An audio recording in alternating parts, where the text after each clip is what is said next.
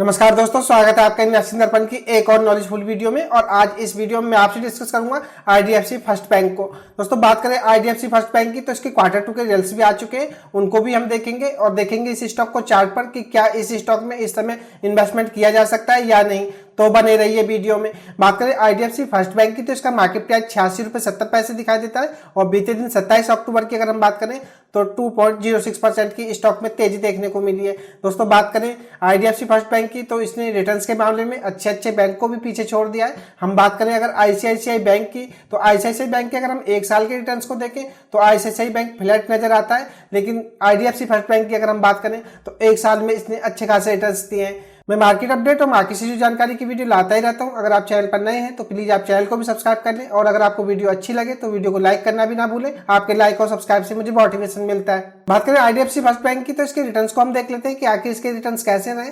बात करें इसकी 5 दिन की, तो 5 दिन में इसने 4.5% के आसपास के नेगेटिव रिटर्न दिए और एक महीने में अगर हम देखें तो 8% के आसपास के नेगेटिव रिटर्न दिखाई दे रहे हैं और 6 महीने में यह स्टॉक लगभग 35.5% के रिटर्न्स दे चुका है। और एयरटेल डेट से अगर हम देखें तो एयरटेल डेट में आप देखिएगा 41% के रिटर्न्स दिए और एक साल में भी इसने 54% के रिटर्न्स दिए। बात करें 5 साल की, तो 5 साल में भी 143% के रिटर्न्स दिए। बात करें आईडीएफसी फर्स्ट बैंक की, तो रिटर्न्स के मामले में काफी शानदार दिखाई दे रहा है और दोस्तों इस समय यह स्टॉक इन्वेस्टमेंट के हिसाब से काफी इंटरेस्टिंग हो चुका है। आईडीएफसी फर्स्ट बैंक की अगर हम बात करें तो जिस हिसाब से यह स्टॉक इस समय रिटर्न्स दे रहा है, आने वाले समय में भी आपको यह अच्छे रिटर्न्स देता हुआ नजर आएगा। दोस्तों बात करें इसकी 52 वीक हाई की, तो यह 100 रुपए पे दिखाई देता है। इसका मतलब यह है कि स्टॉक 100 रुपए का लेवल भी टच कर चुका है और आपको आने वाले समय में जिस तरह से इसकी क्वार्टर टू के रिजल्ट्स रहे, यह स्टॉक फिर से 100 रुपए के लेवल पर आपको जाता हुआ दिखाई देगा। तो दोस्तों एक शानदार मौका हो सकता है आईडीएफसी फर्स्ट बैंक में इन्वेस्टमेंट करने का, क्योंकि इस समय यह स्टॉक काफी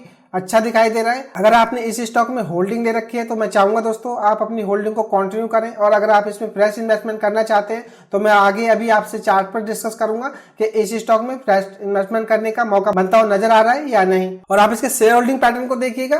प्रमोटर्स की अगर हम बात करें तो 37.51% की हिस्सेदारी दिखाई देती है। बात करें दोस्तों एफआईएच की, तो एफआईएच लगातार इस स्टॉक में अपनी हिस्सेदारी को बढ़ा रहे हैं। और दोस्तों बात करें डीआईएच की, तो डीआईएच ने भी अपनी हिस्सेदारी को बढ़ाया है, तो यह बात आपको पता होना चाहिए। बात करें दोस्तों आईडीएफसी फर्स्ट बैंक की, तो इसका शेयर होल्डिंग पैटर्न भी काफी अच्छा दिखाई दे रहा है। एफआईएच और डीआईएच भी इसमें लगातार अपनी हिस्सेदारी को बढ़ा रहे हैं। बात करें आईडीएफसी फर्स्ट बैंक के क्वार्टर टू के रिजल्ट्स की, तो इनको भी देख लेते हैं। अगर हम ईयर ऑन बेसिस के हिसाब से बात करें तो सेल्स में आप देखिएगा 34% की जंप देखने को मिल रही है, ईबीआईडीटी में 38% की जंप देखने को मिल रही है, नेट प्रॉफिट में 32% की जंप देखने को मिल रही है, ईपीएस की अगर हम बात करें तो इसमें भी 22% की जंप देखने को मिल रही है।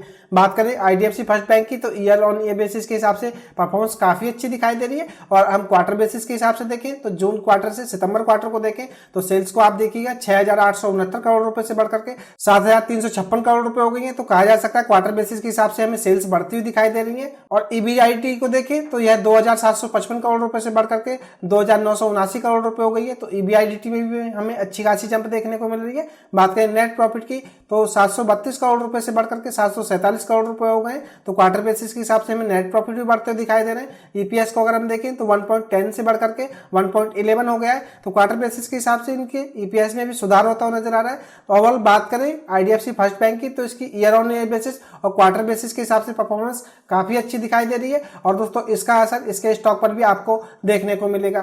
इस स्टॉक में शानदार मौका हो सकता है। स्टॉक इस समय अपने 100 रुपए के लेवल से नीचे ट्रेड कर रहा है, तो आपके पास यह एक शानदार मौका है। बात करें आईडीएफसी फर्स्ट बैंक की, तो इसकी क्वार्टरली परफॉर्मेंस भी काफी अच्छी दिखाई दे रही है और ईयर ऑन ईयर बेसिस के हिसाब से भी स्टॉक ने अच्छा परफॉर्म किया है। और हमने रिटर्न्स को देखा, रिटर्न्स के मामले में स्टॉक काफी अच्छा दिखाई दे रहा है। आप इस स्टॉक को इन्वेस्टमेंट के लिए देख सकते हैं। पर्सनली मेरी किसी भी स्टॉक पर बाय और सेल की कोई रिकमेंडेशन नहीं है। अगर आपको स्टॉक अच्छा लगता हो और अगर आपको स्टॉक समझ में आता हो तभी आप इन्वेस्टमेंट करें। अगर आपको स्टॉक अच्छा ना लगे तो आप बिल्कुल इन्वेस्टमेंट ना करें। बात करें आईडीएफसी बैंक की चार्ट पर, तो इसको टेक्निकली देख लेते हैं कि हमें इसमें इन्वेस्टमेंट के हिसाब से क्या लेवल्स बनते हुए नजर आ रहे हैं। तो दोस्तों मैं आपको बताना चाहूंगा, अगर आप इस स्टॉक में इन्वेस्टमेंट करना चाहते हैं तो आप इन लेवल्स को ध्यान में रख करके इस स्टॉक में पोजीशन बना सकते हैं।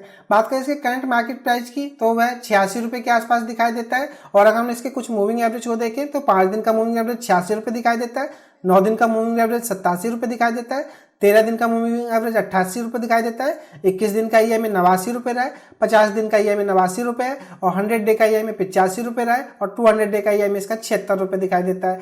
तो कहा जा सकता है दोस्तों इस समय जो यह ग्रीन ईएमआई मैं जिक चेक कर रहा हूँ, यह इसका 100 डे का ईएमआई है। स्टॉक अपने 100 डे के ईएमआई के आसपास ट्रेड कर रहा है। बात करें इसकी MACD लाइन की तो ये सिग्नल लाइन से आपको नीचे दिखाई दे रही है, लेकिन अगर हम इसके बार्स को देखें तो लगातार ये मजबूती का संकेत दे रहे हैं और इसकी RSI को अगर हम देखें तो 35 दिखाई दे रही है, जो कि कहा जा सकता है दोस्तों स्टॉक ओवरसोल्ड जोन के आसपास आने के बाद इसमें बाउंस बैक देखा जा रहा है। बात करें दोस्तों चार्ट पर, तो चार्ट पर अगर आप इसको देखें तो स्टॉक का यह प्रीवियस लो रहा है, उसके बाद स्टॉक में यहाँ से अच्छी खासी तेजी देखी जा रही है। हो सकता है जिस तरह से इसके Q2 के रिजल्ट्स रहे IDFC फर्स्ट बैंक में आपको तेजी देखने को मिले।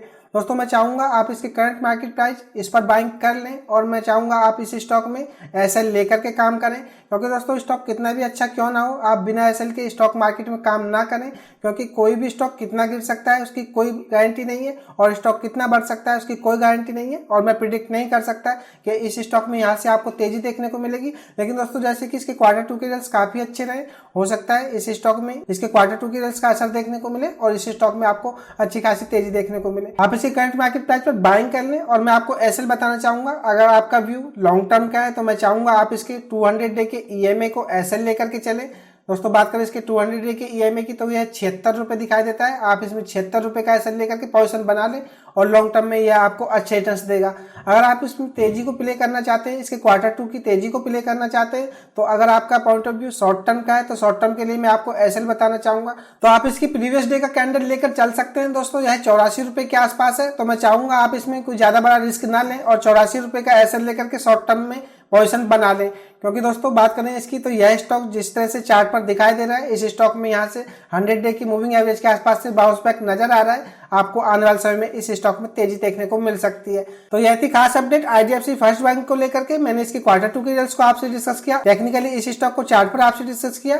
आपको IDFC फर्स्ट बैंक स्टॉक कैसा लगा और यह खास अपडेट की वीडियो आपको कैसी लगी मुझे कमेंट करके बताएं। अगर आपको वीडियो अच्छी लगी हो तो वीडियो को लाइक करें, शेयर करें और आपने चैनल को सब्सक्राइब नहीं किया तो चैनल भी सब्सक्राइब कर लें। मैं मार्केट अपडेट और मार्केट से जुड़ी जानकारी की वीडियो लाता ही रहता हूं। तो चलिए मिलते हैं फिर किसी नई वीडियो में, तब तक के लिए नमस्कार।